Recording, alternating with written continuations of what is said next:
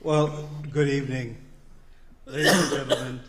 Welcome to the Kennedy Center, and we look forward to a wonderful evening with Secretary Blinken and also with the Prime Minister of India, Shri Modi ji.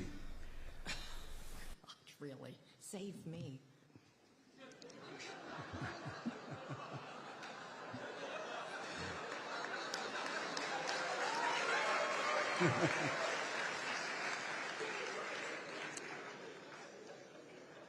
Let me invite John Chambers and Secretary Blinken on the stage, please.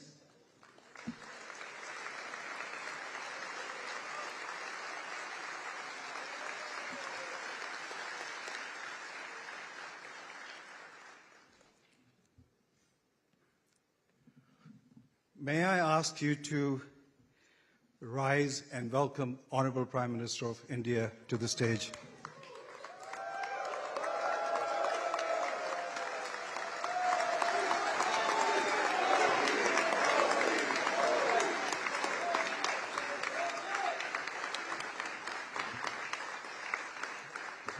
Thank you. Thank you. Ladies and gentlemen, it's my honor to welcome Secretary of State Blinken to make some remarks on this historic occasion. But as a longtime friend of India, Secretary Blinken really needs no introduction to the people in this room. When President Biden nominated Secretary Blinken to serve as the 71st Secretary of State, a role first occupied by Thomas Jefferson himself, it was clear he had chosen someone of deep knowledge, experience, and skills.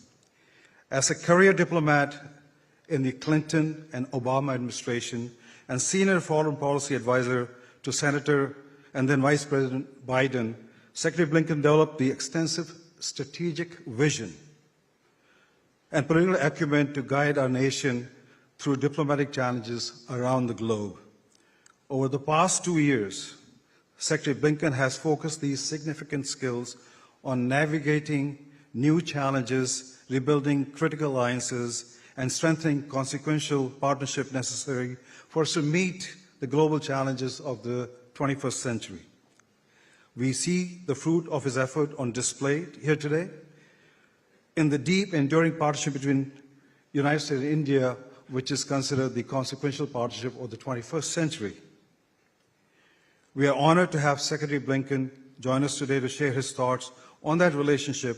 Secretary Blinken, the floor is yours.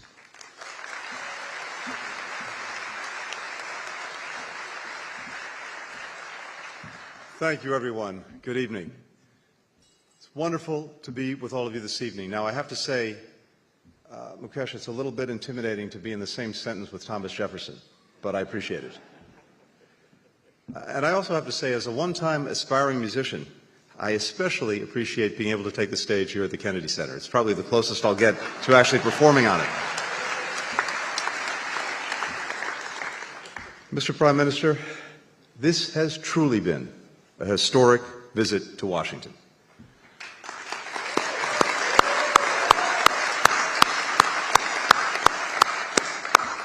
To Dr. Mukesh, to the U.S.-India Strategic Partnership Forum, to the members of the Indian American diaspora, and we've noticed that you're here this week, to all the friends of the U.S.-India cooperation here with us, thank you. Thank you for your work to bring our countries and our citizens ever closer together.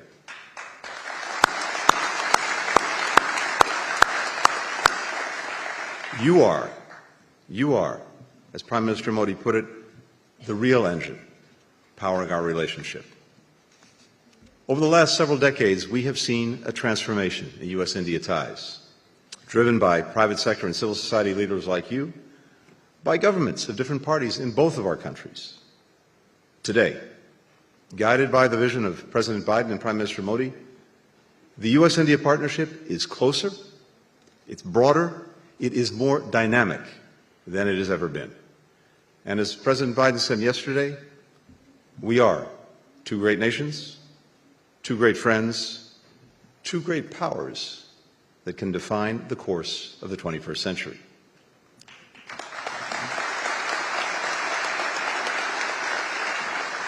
The many deals, the agreements, the exchanges that are coming out of this state visit illustrate just how comprehensive our partnership has become. It reaches quite literally from the seas to the stars, from promoting public health to bolstering peace and stability in the Indo-Pacific.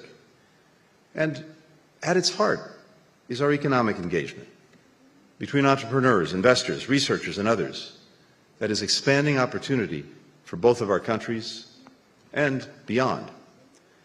Together, we are facilitating greater trade and investment, building on what is already a record $191 billion in bilateral trade.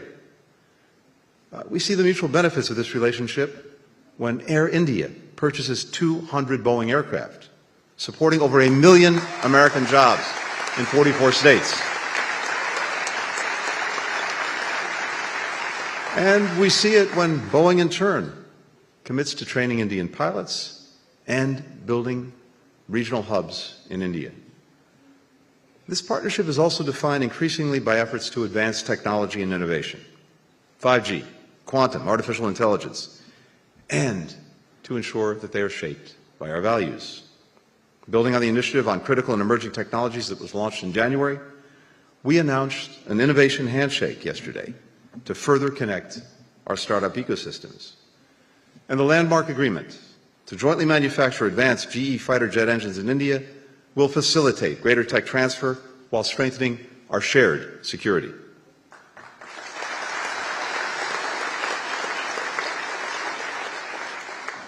We're also de-risking and diversifying our supply chains, from Micron investing $800 million to assemble semiconductors in Gujarat, to India joining the Mineral Security Partnership. And that partnership is helping to develop and ensure trusted sources for vital energy minerals. India's Epsilon Carbon is investing $650 million and creating more than 500 good-paying jobs to build electric vehicle batteries here in the United States, the largest ever Indian investment in the U.S. EV battery industry.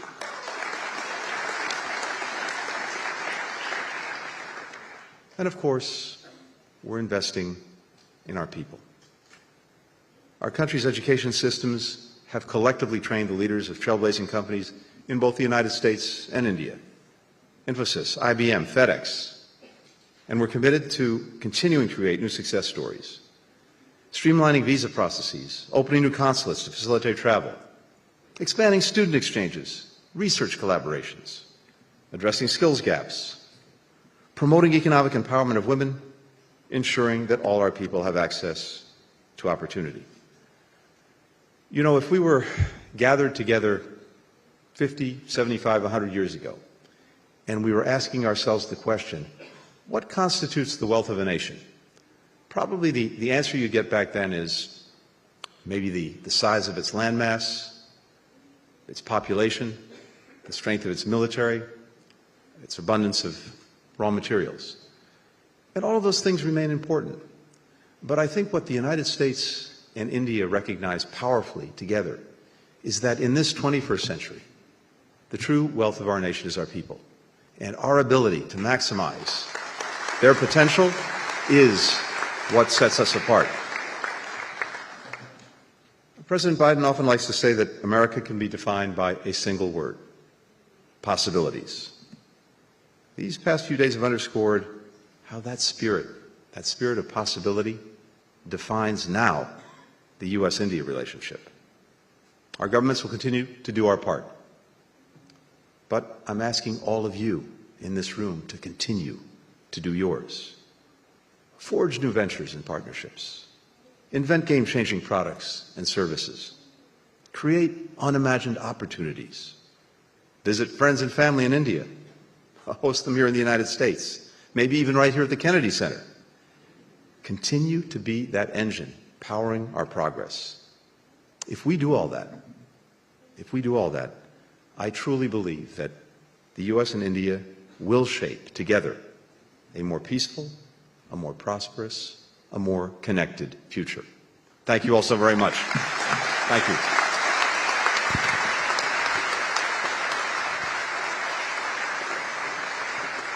Thank you, Mr. Secretary. Ladies and gentlemen, please welcome USIS-PF Chairman, Chairman Emeritus of Cisco Systems, and CEO of JC2 Ventures, Mr. John Chambers. Thank you, my friends. It is one of the biggest honors of my life today to introduce a leader that I think grasps where the future is and is able to enable a country, partner with other countries, and change the world. I have met probably 40 of the top leaders around the world over 35 years in leadership. And the very first time I met the Prime Minister, he was different. He had an energy that was amazing. He had an understanding of technology and how technology was going to enable a country. And then he did something that is really unusual. He connected a vision to a strategy, to what are the priorities to get it done, to outcomes. And when he outlined his Digital India strategy to me and asked for feedback, it was perfect for the future. He based his economy, inclusion of all the people in India, 1.4 billion today, on the ability to bring the power of technology to them, to change their lives, to enable them to participate in what will be the largest economic growth of any country over the next decade. I want to be very upfront. As most of you know, I have been the biggest optimist, the biggest bull on India's future, not in 1 or 2 years, but for the last decade since he came into the leadership.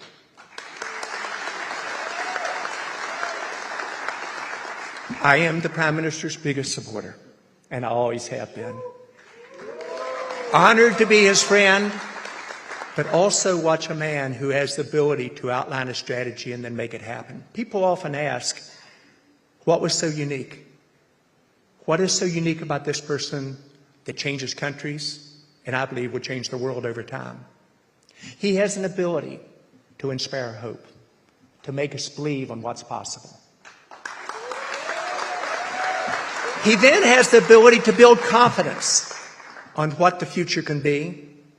Then he is amazingly good on execution and getting his team and other teams to port toward a common goal. And then most important, he gets results. Many in America have a very positive view of India and the Prime Minister, but they really don't understand how far this country's come in the last decade. The country has moved from a very slow follower, where the government was very bureaucratic and very, very slow moving and rigid and not a dreamer, to the most innovative country in the world. It shows up in the economic results, where the country has moved from number 10 in the world to number 5, and as the Prime Minister said, in the next couple of years, number 3. However, I'm usually pretty good at getting market transitions and being accurate on connecting the dots for the future. India will become the number 1 economy in the world. And it will do so under the plans and programs the Prime Minister is putting in place. When you look at really leadership, leadership is made up of 3 component parts, in my opinion. It's your currency. It's first about your track record. And the track record of the Prime Minister in India over the last decade is an envy of the entire world, an example and a model for us to follow. Secondly, it's the ability to form relationships. This leader can form relationships with leaders around the world, with Democrats and Republicans. A little bit of Southern humor there. But also, he instills trust. And often when people come together and say, here's what we can do together in the future, it is all about trust. Do you trust me? Do you trust the other side that both of us will deliver? When people ask me that question, I have one simple answer. I would trust this leader with my life. So today you're going to hear one of the great visionaries of the future who also knows how to execute. You're going to hear he'll be very humble. He's a very kind person. But you also hear a vision for what I believe will make India the #1 economy. You're going to hear a vision of how two countries can partner together in a way that no two countries ever have in history to work toward a common goal that will be to the benefit of every one of our citizens in India and in the United States, but also the benefit to the world. It is my pleasure to introduce one of the great leaders in the world, Prime Minister Modi. Please come and address us, sir.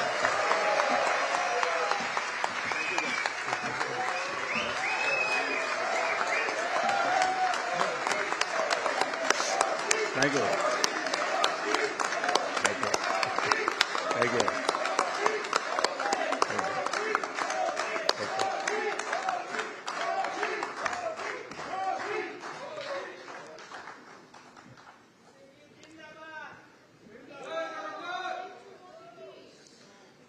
मेरे मित्र secretary Blinken, governor of Delaware, distinguished congressmen, other elected representatives, my old friend John Chambers, my always great companion, I can say, Mukesh Agiji, industry campaign, ladies and gentlemen, namaskar, good evening. अपनी America visit के दौरान इस कार्यक्रम का मैं बहुत बेसब्री से इंतजार कर रहा था।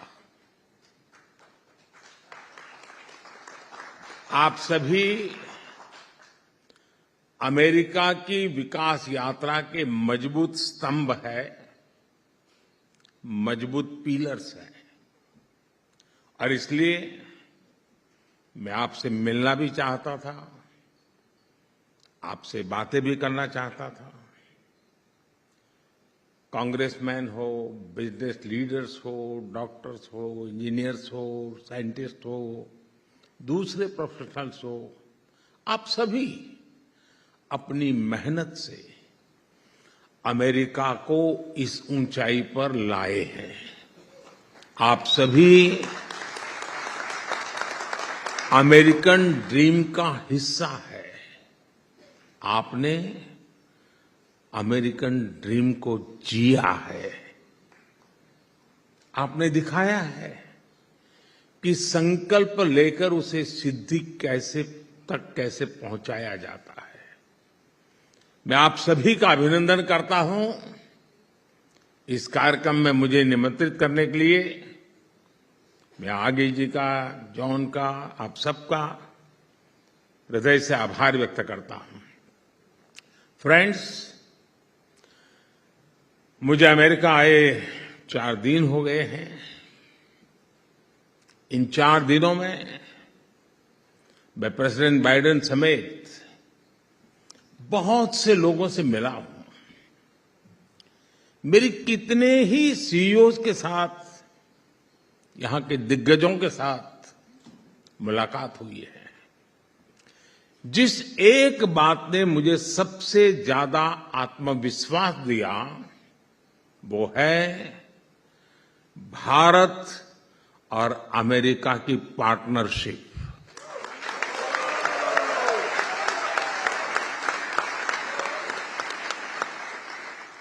और मैं बहुत विश्वास से कह रहा हूं, दावे से कह रहा हूं, ये पार्टनरशिप सिर्फ कन्वीनियंस की पार्टनरशिप नहीं है।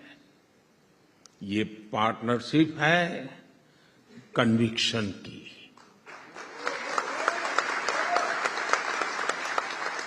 ये पार्टनरशिप है कंपैशन की। और ये पार्टनरशिप है एक बेहतर विश्व के लिए शेयर्ड कमिटमेंट की।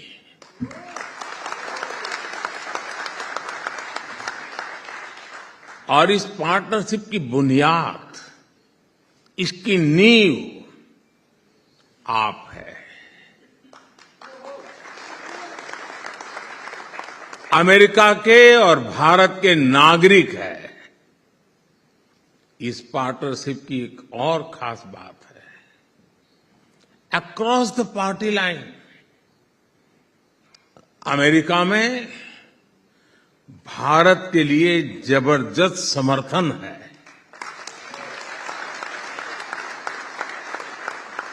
कल अमेरिकी कांग्रेस में जिस तरह बाय पार्टीजन सपोर्ट भारत को मिला है, वो वाकई अभूतपूर्व है। इसलिए मेरा ये विश्वास और गहरा हो गया है कि हमारी पार्टनरशिप 21वीं सदी की दुनिया का भाग्य बदल सकती है।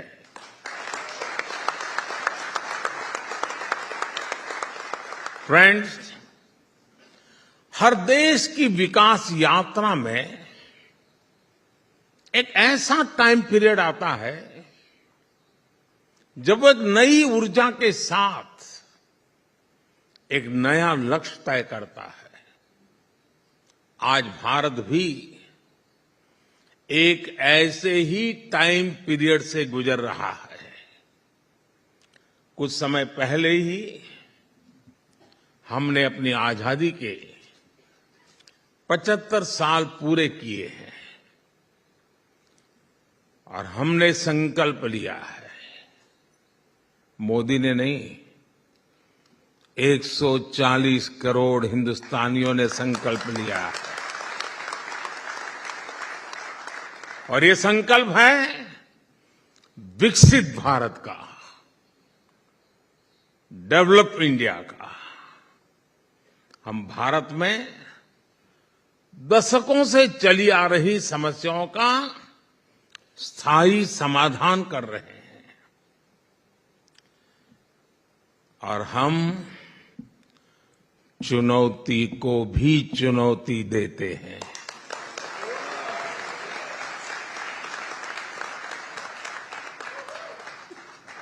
हम भारत के गरीबों को सशक्त कर रहे हैं, उनके ईज ऑफ लिविंग बढ़ा रहे हैं। 10 साल में भारत, जैसा अभी जॉन ने कहा, दुनिया की 10वें नंबर की इकोनॉमी से 5वें नंबर की इकोनॉमी बन गया है। कोरोना काल में जिस तरह भारत ने इस महामारी का मुकाबला किया, वो भारत के सामर्थ्य को दिखाता है। आप जानते हैं कि आज पोस्ट पैंडेमिक वर्ल्ड में इकोनॉमी, इन्फ्लेशन और सप्लाई चेन क्या हालत है। इन सब के बीच भारत आज 7% से अधिक से भी ग्रोथ लेकर आगे बढ़ रहा है।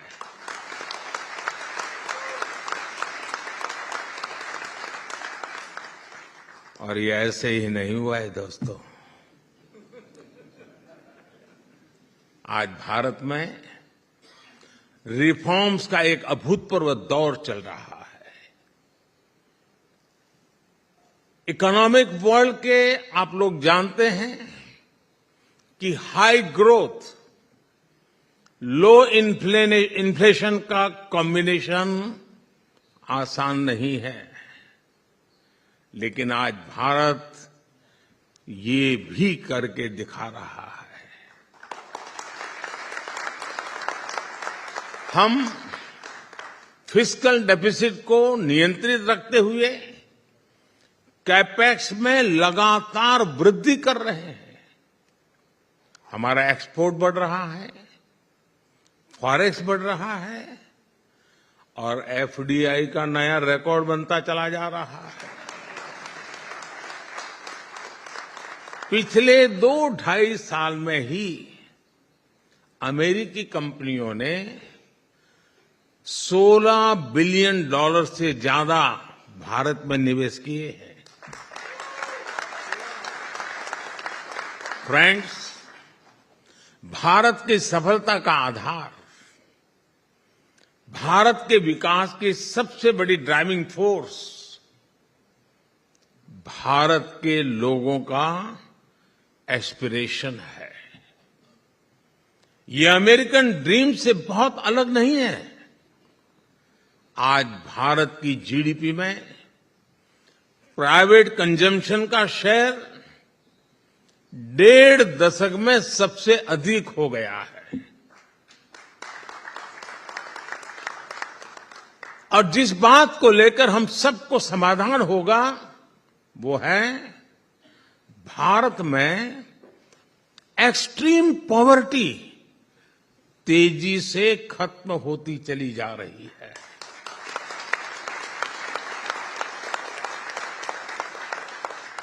भारत में नियो मिडिल क्लास एक ऐसा ब्लॉक है जिसका लगातार विस्तार हो रहा है। भारत के लोगों की यही एस्पिरेशन भारत और अमेरिका की पार्टनरशिप की सबसे अहम दूरी बनने जा रहा है। इस बहुत बड़े वर्ग की आकांक्षा पूरी करने के लिए भारत जो कर रहा है उसने अमेरिका के लिए भी नई संभावनाओं के द्वार खोल दिए हैं। अब जैसे भारत में एविएशन सेक्टर में डिमांड लगातार बढ़ रही है, भारत का डोमेस्टिक एयर ट्रैफिक, हमारा पैसेंजर्स ग्रोथ नया रिकॉर्ड बना रही है। इस डिमांड की पूर्ति के लिए भारत की एयरलाइंस कंपनियां सैकड़ों एयरक्राफ्ट का ऑर्डर दे रही है और इसका लाभ, जैसे सेक्रेटरी ब्लिंकन ने भी कहा, इसका लाभ यहां अमेरिका की कंपनियों को हो रहा है। यहां भी जॉब्स क्रिएट हो रही है। साथियों, डिफेंस सेक्टर में भारत और अमेरिका की पार्टनरशिप को मेरी इस विजिट में एक नई ऊंचाई मिली है। कल जब मैंने कांग्रेस में इस बारे में बात की थी तो पूरे सदन में तालियों की गड़गड़ाहट रुकने का नाम नहीं ले रही थी। ये स्वागत हो रहा है।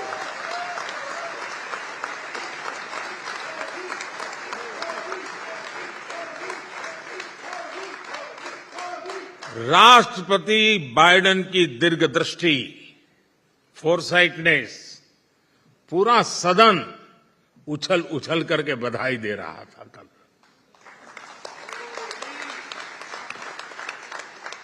Bharat America defence partnership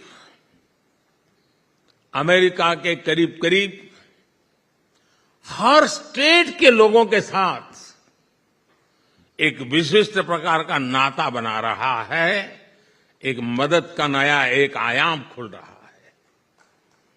Arizona में बनने वाले अपाचे हेलीकॉप्टर, जॉर्जिया के C-130 के सुपर हरकुलिस, अलाबामा के MH-60R हेलीकॉप्टर्स, वाशिंगटन और साउथ कैरोलिना के सिविलियन बोइंग एयरक्राफ्ट, पेंसिल्वेनिया के चिनूक हेलीकॉप्टर, ये भारत के साथ ही अमेरिका के डिफेंस और एरोस्पेस सेक्टर को भी मजबूती दे रहे हैं।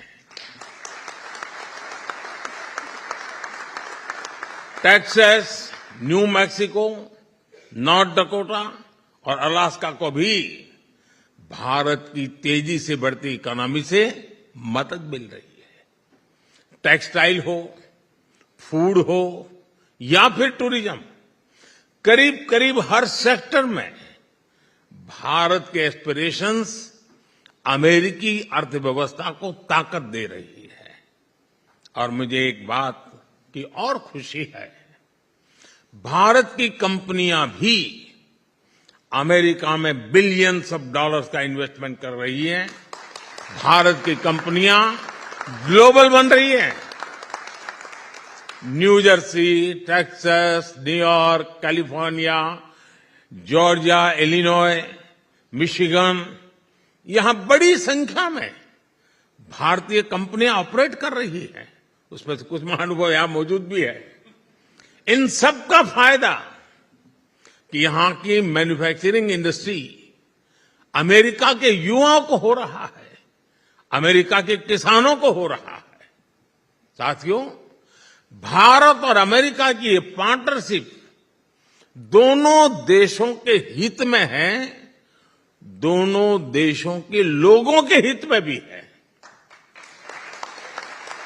और इसलिए इसको मजबूत करना भी उतना ही आवश्यक है। प्रेसिडेंट बाइडेन के नेतृत्व में यहां की सरकार इस दिशा में बहुत बेहतर काम कर रही है। आप देख रहे हैं कि कैसे बीते 3 दिनों में इस पार्टनरशिप को मजबूती देने के लिए कई ऐतिहासिक कदम उठाए हैं। डिफेंस से लेकर एविएशन सेक्टर तक, एप्लाइड मटेरियल से लेकर के मैन्युफैक्चरिंग तक, आईटी सेक्टर से लेकर स्पेस सेक्टर तक, भारत अमेरिका अब मोस्ट रिलायबल पार्टनर की तरह आगे बढ़ रहे हैं। अब आप सभी साथियों को, बिजनेस कम्युनिटी को आगे बढ़कर इस अपॉर्चुनिटी का ज्यादा से ज्यादा लाभ उठाना है। साथियों, भारत के हर डेवलपमेंट प्रोजेक्ट में अमेरिकी ड्रीम को और मजबूती देने की क्षमता है। आप कल्पना कर सकते हैं, आज भारत इंफ्रास्ट्रक्चर पर रिकॉर्ड $125 बिलियन से ज्यादा का इन्वेस्टमेंट कर रहा है। भारत की इस ग्रोथ स्टोरी में अमेरिका के लिए, आप लोगों के लिए असीम संभावनाएं हैं। आपके लिए ये first and fast mover advantage लेने का ये समय है। साथियों, बीते 3 दिनों में मेरी प्रेसिडेंट बाइडेन से, यानी एक प्रकार से 3 दिन हमें साथ बिताने का अवसर मिला है। बहुत ही ऐतिहासिक मसलों पर बातचीत हुई है। इन मुलाकातों में भारत अमेरिका के भविष्य को लेकर ठोस बातें हुई हैं। हमने एक स्पष्ट रणनीति पर चलना तय किया है। आज व्हाइट हाउस में हुआ टेक्नोलॉजी हैंडशेक भी दोनों देशों की कंपनियों को, बिजनेस को, मैन्युफैक्चरर्स को, इनोवेटर्स को सीधा संदेश है, this is the moment.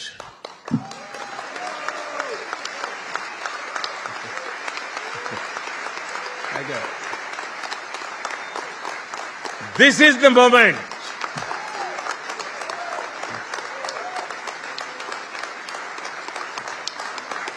Thank you दोस्तों, थैंक यू।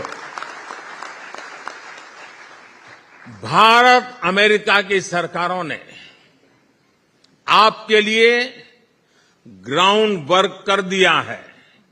खेत जोतने का काम हमने कर दिया है। इसमें जो जरूरी होगा वो हम आगे भी करते रहेंगे, लेकिन अब इस ग्राउंड पर खुलकर खेलने और खिलने की जिम्मेदारी आपकी है। और जो खेलेगा वो ही खिलेगा।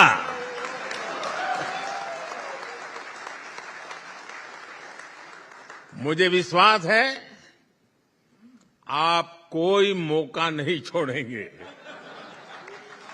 इस अवसर का पूरा लाभ उठाएंगे और मैं आपको इस बात का भरोसा देता हूं कि आपको भारत में एक बेहतर माहौल मिलेगा, बेहतर अवसर मिलेगा। ईज ऑफ डूइंग बिजनेस हमारी सरकार का कमिटमेंट है। साथियों, इतिहास साक्षी है कि जब जब भारत मजबूत हुआ है तब तब पूरी दुनिया का लाभ हुआ है। 100 साल के सबसे बड़े संकट काल में, इस पैंडेमिक में भी हमने यही देखा है।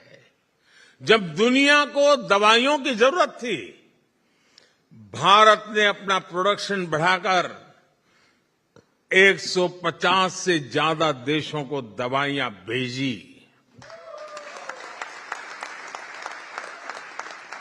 और वो समय याद कीजिए, घर से बाहर निकलने के लिए भी दुनिया डरती थी। तब दुनिया के 150 देशों को दवाइयां भेजी थी। जब दुनिया को कोरोना वैक्सीन की जरूरत थी, भारत ने अपना प्रोडक्शन बढ़ाकर 100 से ज्यादा देशों को वैक्सीन पहुंचाई थी।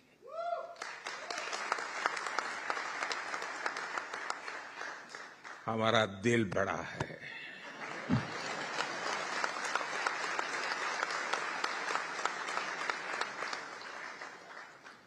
विश्व शांति के प्रति हमारा कमिटमेंट उससे भी बड़ा है। साथियों, अब इस बात के भी साक्षी हैं कि कोरोना वैश्विक महामारी ने ग्लोबल साइकोलॉजी को कितना नुकसान पहुंचाया है। हर कोई एक दूसरे पर शक कर रहा है। हर देश सोच रहा है कि मुझे जब जरूरत होगी तो कौन सा देश मेरा साथ देगा। यानी कोरोना ने शरीर के साथ ही मन पर भी गहरा आघात किया है। और हमें इस बात को कम नहीं आंकना चाहिए। शंका आशंका के इस दौर में भारत अपने हजारों वर्ष के डेमोक्रेटिक वैल्यूज के साथ आगे बढ़ा है, दुनिया के साथ खड़ा है। साथियों, भारत के पास आने वाले समय की एक और चुनौती का सबसे बड़ा समाधान है। ये चुनौती है एजिंग की।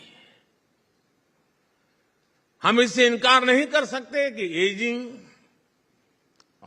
से सिर्फ मैन पावर ही प्रभावित नहीं होती, बल्कि ये कंजम्पशन, प्रोडक्शन और इनोवेशन को भी प्रभावित करती है। आज भारत दुनिया का सबसे युवा देश है।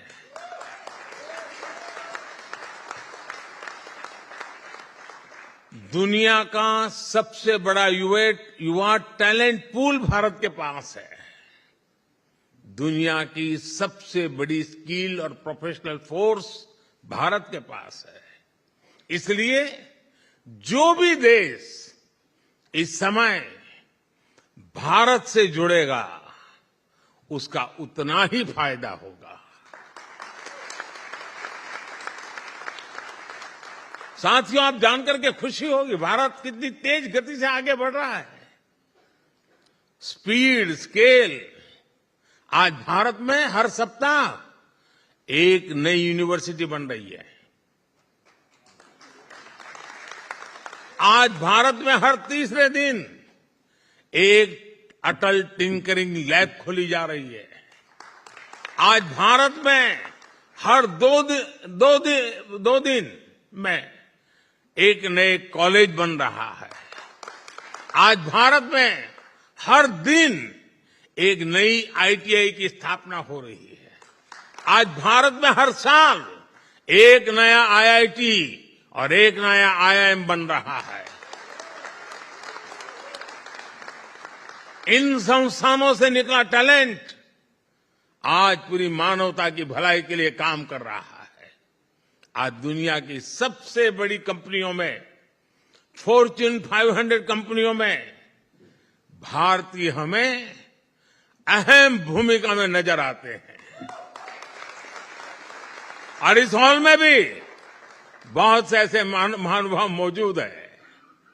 मुझे विश्वास है भारत अमेरिकी साझा ड्रीम, भारत अमेरिकी साझा डिटर्मिनेशन 21वीं सदी में दुनिया की डेस्टिनी बदलने का सामर्थ्य रखता है।